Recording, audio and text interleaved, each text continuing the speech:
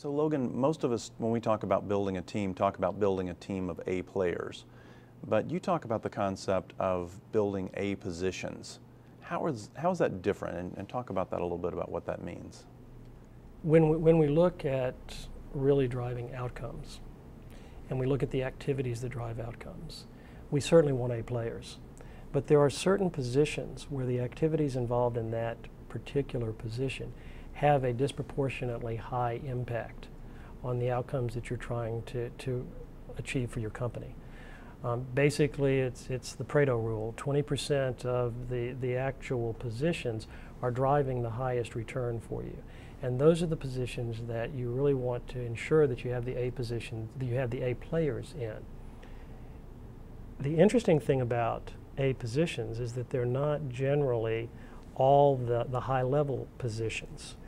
And that's an important understanding to get when you're looking at driving outcomes.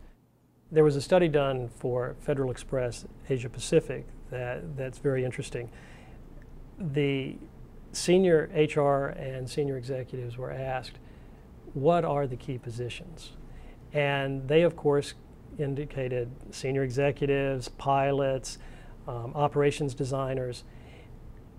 What it turned out was two of the positions that had the highest impact on time, efficiency, and customer satisfaction were couriers and dispatchers. And when you think about it, it makes sense. They control the routes and the timing. They control how long they stay at a customer and whether a customer is going to be able to get their package in the express. And so they had a big impact.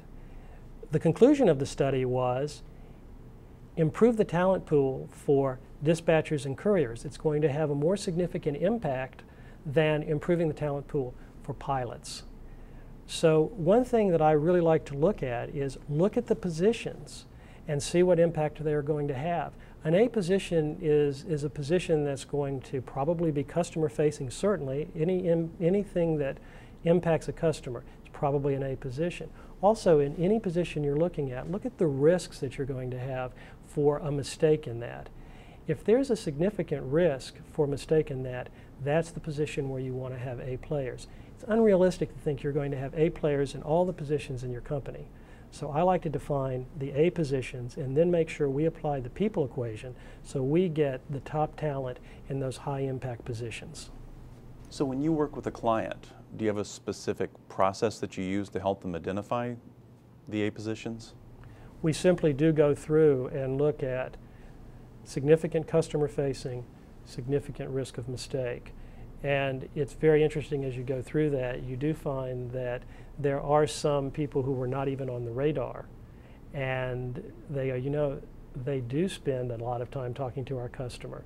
And how they do respond is very significant for our customer.